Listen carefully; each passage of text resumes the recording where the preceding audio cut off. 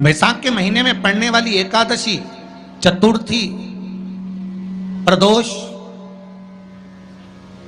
अमावस्या, पूर्णिमा, शिवरात्रि, ये सभी इतनी महत्वपूर्ण क्यों हो जाती है?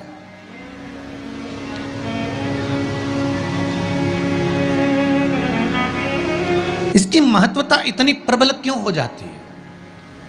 किस लिए? क्योंकि बैसाख का जो महीना पड़ता है, सूर्य की संपूर्ण तपन, सूर्य देव अपने पूर्ण तेज के साथ में, पूर्ण तेज के साथ में मृत्यु लोक के निवासियों पर, चाहे जलचर हो, थलचर हो, वायुचर हो, चाहे जो जीव हैं, उस पर जब किरण फेंकते हैं तो संसार का जो मनुष्य है उस पर जब ताप पड़ता है तो ताप पड़ने के कारण उसके मुख से भगवान का नाम निकल ही जाता है, स्मरण नाम निकल ही जाता है। जब उसके मुख से भगवान का नाम निकलता है तो वो भगवान की शरणागति खुद ग्रहण कर लेता है स्वयं।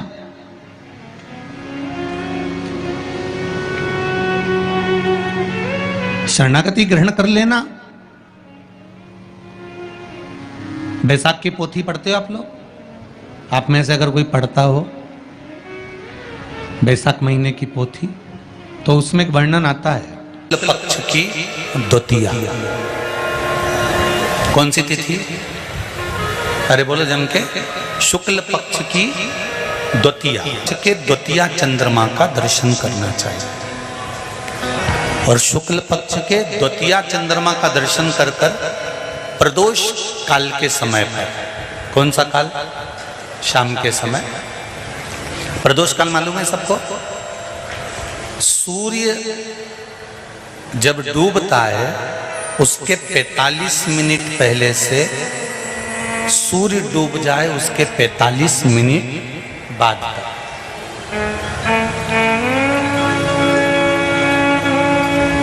कितने मिनट पहले? जम के बोलो जरा। 45 मिनट पहले से 45 मिनट बाद प्रदोष काल का क्रम है। चंद्रदेव का दर्शन कर कर कच्चे दूध का छींटा, सफेद पुष्प चंद्र को समर्पित करो। सफेद चंदन का छींटा चंद्रदेव को दीजिए।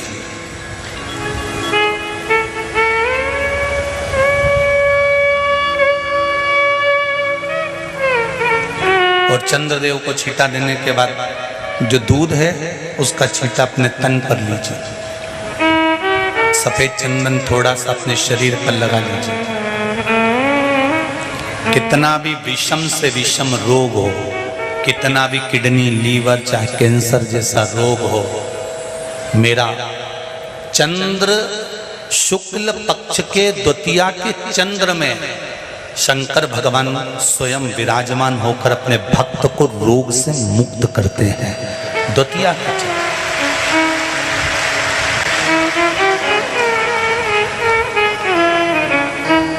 जम के बोलो कौन सी तिथि है?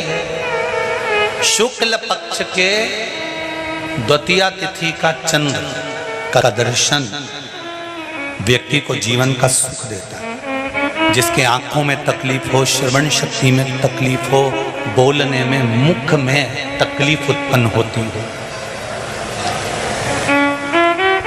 भारी से भारी रोग, हम पहले भी कथा में कहे, आज फिर कहते हैं, जिसकी लीवर, किडनी, जिसकी काया बेकार हो रही हो, चमड़ी सफेद पड़ रही हो, काले काले छट्टे पड़ रहे हो, सोराइसिस जैसी बीमारी हो गई हो, कैंसर जैसा रोग हो गया हो,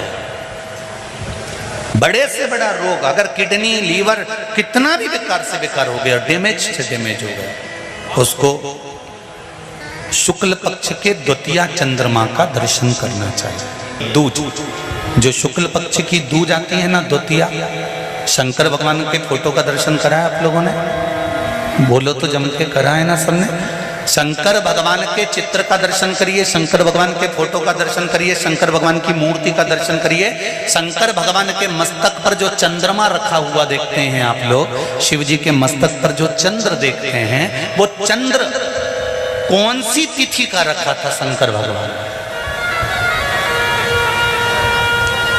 कभी कभी अगर आपकी समाज में प्रश्न मंच होता है ना, तो उसमें प्रश्न पूछना चाहिए कि शंकर भगवान के मस्तक पर जो चंद्रमा रखा है वो कौन सी तिथि का रखा है?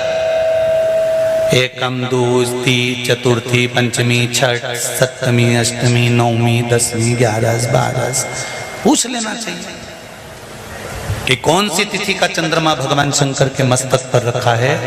तो हमारा शास्त्र कहता है, स्कंद पुराण कहती है, पद्म पुराण कहती है, अग्नि पुराण कहती है, लिंग पुराण कहती है, नर्मदा पुराण कहती है, नारद पुराण कहती है, और कूर्म पुराण और विष्णु पुराण वर्णन करती है कि शिव जी के मस्तक पर जो चंद्र रखा है वो शुक्ल पक्ष की द्वितीया का रखा है।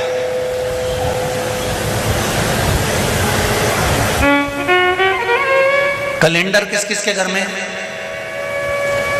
उठाओ जरा हाथ। जिसके घर में कैलेंडर या पंचांग, आज ही घर जाकर देखना, कैलेंडर को पलट कर देखना, शुक्ल पक्ष की द्वितीया तिथि जैसे ही देखोगे उसमें लिखा होता है चंद्र दर्शन। लिखा होता है कि नहीं होता है? अरे बोलो तो जी हाँ, लिखा होता है ना। शुक्ल पक्ष की द्वितीया तिथि देखोगे तो उसमें लिखा होता है चंद्र दर्शन। अब इस प्रत्येक शुक्ल पक्ष की द्वितीया तिथि पर चंद्र दर्शन क्यों लिखा होता है? क्योंकि शिव महापुराण की कथा में उमाखंड में वर्णन किया गया है कि जब चंद्रदेव को दक्ष प्रजापति का श्राप लग गया, चंद्र तुम मेरी एक पुत्री के प्रति स्नेह रखते हो और बाकी की पुत्रियों की ओर तुम देखते तक नहीं। बाकी की पुत्रियों की ओर तुम देखते तक नहीं हो। चंद्र, हे चंद्र, मैं तुम्हें श्राप देता हूं कि तुम्हें काया का रोग हो जाए, तुम्हारी काया गलना प्रारंभ हो जाए और तुम्हें तुम्हारे इस रोग से कभी मुक्ति नहीं मिलेगी। चंद्र दुखी हो गए।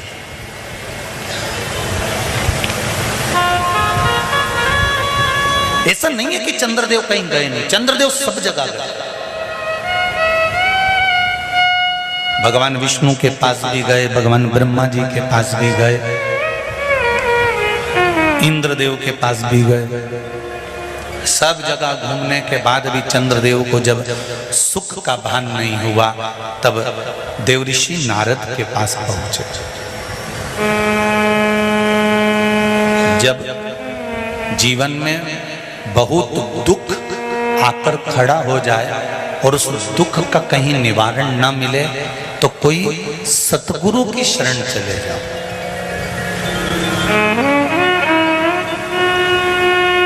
और सतगुरु भी वो होना चाहिए जिसको अपनी पूजन से मतलब नहीं, उसको परमात्मा की पूजन से मतलब होना चाहिए।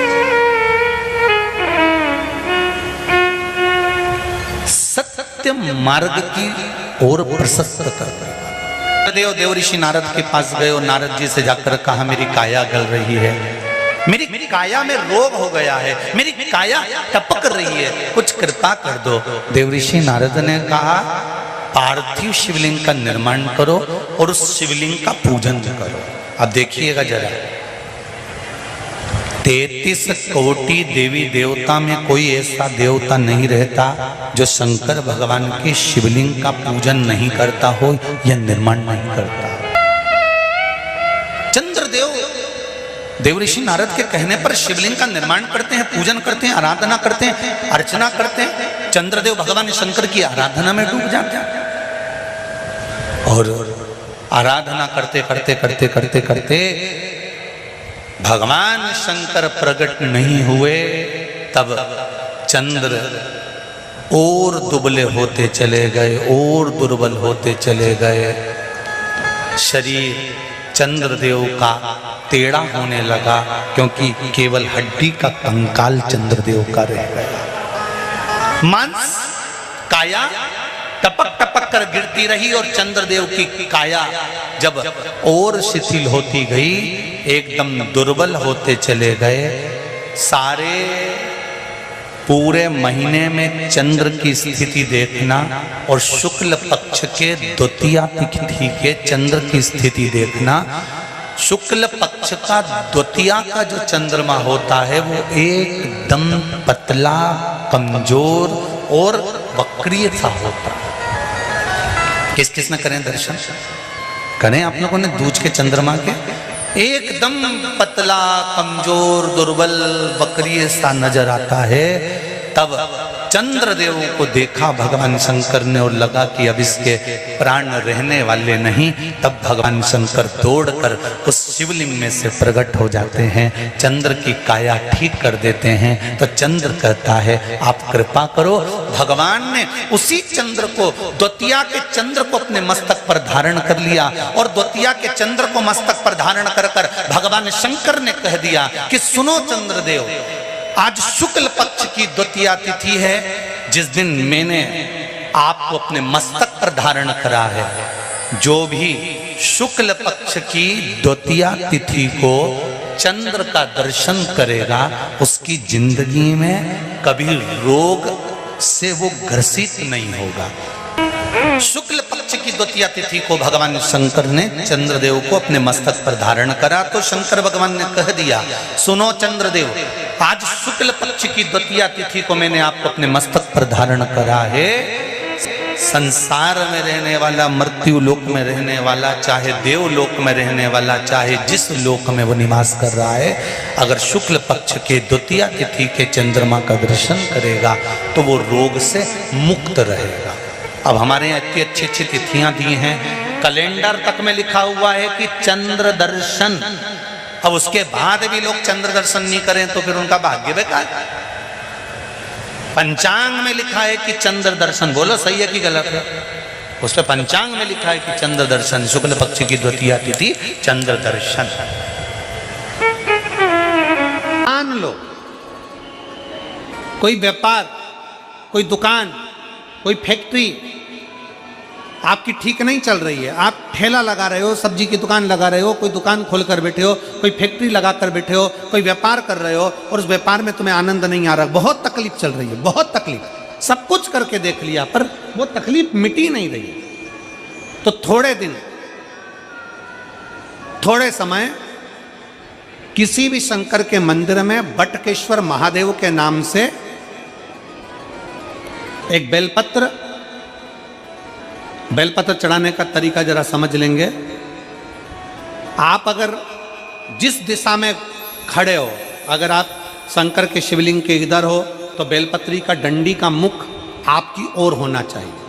आप इधर हो तो डंडी का मुख उधर हो, आप उधर हो तो डंडी का मुख उधर हो, आप इधर हैं तो डंडी का मुख इधर हो। बटकेश्वर महादेव के नाम से शंकर जी के मंदिर में एक बेलपत्री पर डंडी का मुख अपनी ओर होना चाहिए। जो डंडी है इसका मुख अपनी ओर। बटकेश्वर महादेव के नाम से एक बेलपत्र शंकर भगवान को समर्पित करो बटकेश्वर महादेव के नाम से। और बेलपत्र चढ़ाने के बाद में जो तुम्हारे कलश में जो जल है, लोटे में जो जल है, वो 7 बार, लोटे का जल 7 बार, 7 बार से मतलब है अलग से लोटा भरना नहीं है, 7 बार उसी लोटे का जल जब बेलपत्र डंडी समेत समर्पित कर दें, 7 बार उस लोटे के जल को 7 बार बटकेश्वर महादेव का नाम लेकर अपनी मन की कामना कर कर बाबा से विनती करते हुए कि बाबा मेरी ये छोटी सी अर्ज स्वीकार करते, 7 बार उस जल को चढ़ाओ। लगातार कम से कम आप 15 से 20 दिन तक लगातार बटकेश्वर महादेव के नाम से चढ़ाओगे। ऐसी कोई दुकान और फैक्ट्री नहीं तो चले नहीं और आगे बढ़े नहीं और काम सुलझे। बटकेश्वर महादेव, भगवान शंकर का ये नाम, भगवान शिव का ये स्तुति, भगवान शंकर का ये नाम बटकेश्वर महादेव। स्वयं भगवान शंकर ब्रह्मा जी का जब सिर कटकर बड़का पेड़ बन जाता है और उस पेड़ के नीचे, वृक्ष के नीचे शंकर भगवान विराजमान हो जाते हैं, शिव जी उसके नीचे विराजमान हो जाते हैं, उसी का नाम वटकेश्वर महादेव पड़ा। वटकेश्वर, बोल वटकेश्वर महादेव की। शिव जी के मंदिर में उतनी देर रहो जितनी देर तुम्हारा चित्त लगे। शिव जी के मंदिर में व्यर्थ बैठकर ज्यादा बातें नहीं करना, किसी की निंदा नहीं करना, किसी की बुराई नहीं करना, चुगली नहीं करना, किसी को अपशब्द नहीं कहना, किसी को ताना नहीं देना है, किसी को आड़ा टेढ़ा नहीं बोलना। अरे शंकर की स्तुति करने गए हो, शिव भक्त का सबसे पहला काम है मंदिर में अगर गंदगी हो रही है तो उसको साफ करो, जाले लग रहे हैं उसको निकाल दो, तो तुम्हारी जिंदगी के भी जाले समाप्त हो जाएंगे। शिव मंदिर में गए हो, थोड़ी सेवा करो, चाकरी करो, आराधना करो। धर्म पत्नी से संतान नहीं, औलाद नहीं, बड़े दुखी है, बड़े दुखी।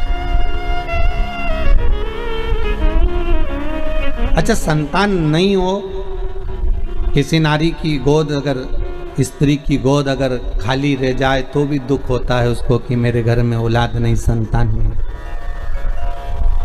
हम कई बार कहे, आज फिर कहते हैं, ये टेस्ट भी बाद में कराना, सारी जांचें बाद में कराना। एक बार शंकर का भजन कर कर देख लो। सब जगह से अगर हार जाओ और सारे रिपोर्ट आपकी आपने सब दूर दिखा ली, तो एक बार शंकर पर भरोसा कर कर तुमरुका जी का नाम लेकर सफेद आंकड़े की जड़ को शिव जी पे से रजस्वला धर्म के 7वें दिन 21 बार घुमा लो।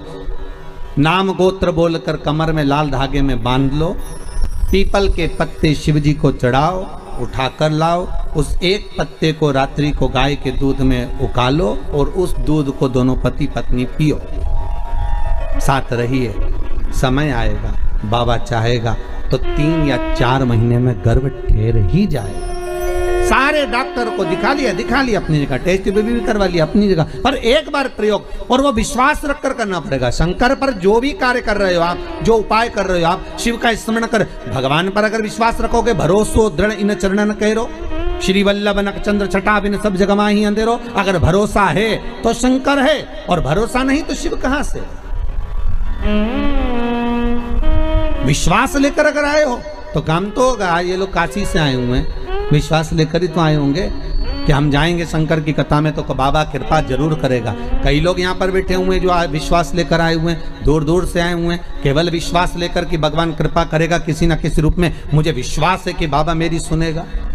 और फिर कहता हूं, कथा में अगर आपने मन लगा लिया, भले टीवी चैनल के माध्यम से श्रवण कर रहे हो, भले मोबाइल के माध्यम से श्रवण कर रहे हो, भले पंडाल में सुन रहे हो, बाबा से अगर दिल से आपने अगर कह दिया तो 3 महीना बहुत होता है सब कामना पूरी होने के लिए। मेरा बाबा आपको कुछ ना कुछ दे ही देता है, बस आपकी रुचि के अनुसार सुख प्रदान कर ही देता है। आप उस पर विश्वास, भरोसा, भटकना नहीं है हमको, मार्ग से विचलित नहीं होना। लंबी बाती का प्रमाण अलग होता है। लंबी बाती क्यों लगाई जाती है? भगवान के मंदिर में दीप में, देवियों की पूजन में, लक्ष्मी की वृद्धि के लिए। कौन से देवता क्या लंबी बत्ती लगती है और कौन से देवता क्या गोल बत्ती लगती है, उसका भी प्रमाण वर्णन। किसी देवी की पूजन करो तो लंबी बत्ती आती है, कुल देवता की पूजन करो तो लंबी बत्ती आती है। किसी मंदिर में किसी देवता को लगाने जाओ तो गोल बत्ती लगती है, उसका भी प्रमाण है। लंबी बत्ती जहां लगाई है, अगर लक्ष्मी के सामने लगाई है तो लक्ष्मी की लंबाई बढ़ती है, लक्ष्मी की वृद्धि बढ़ती है। अगर कुल देवता के नाम की लगाई है तो वंश की वृद्धि होती है। इसलिए हमारे यहाँ अमावस्या पूनम को जो पाटे वाटे भराते हैं उसमें गोल बत्ती नहीं लंबी लगाई जाती है, जिससे हमारा वंश बढ़े। नवरात्रि में देवी जी की जो बाती लगाई जाती है वो लंबी लगाई जाती है, गोल नहीं। क्यों? क्योंकि जिससे माँ हम पर कृपा बना कर रखे, हमारा वंश खूब बढ़े, हमारे यहाँ लक्ष्मी की वृद्धि हो। स्थिर बाती, गोल बाती लगाई जाती है ब्रह्मा के मंदिर में, इंद्र के मंदिर में, देवता के मंदिर में। तुलसी के सम्मुख में लंबी बाती नहीं लगती, तुलसी के सम्मुख में गोल बाती लगाई जाती है महाराज, जिससे स्थिरता का भाव केंद्रित हो। स्थिरता का भाव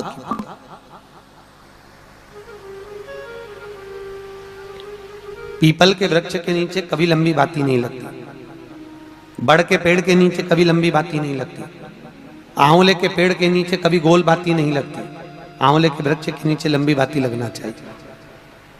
धन की वृद्धि, सुख समृद्धि। तुलसी के पौधे के नीचे लंबी नहीं लगती, गोल बाती लगती। बातियों का भी प्रमाण होता है।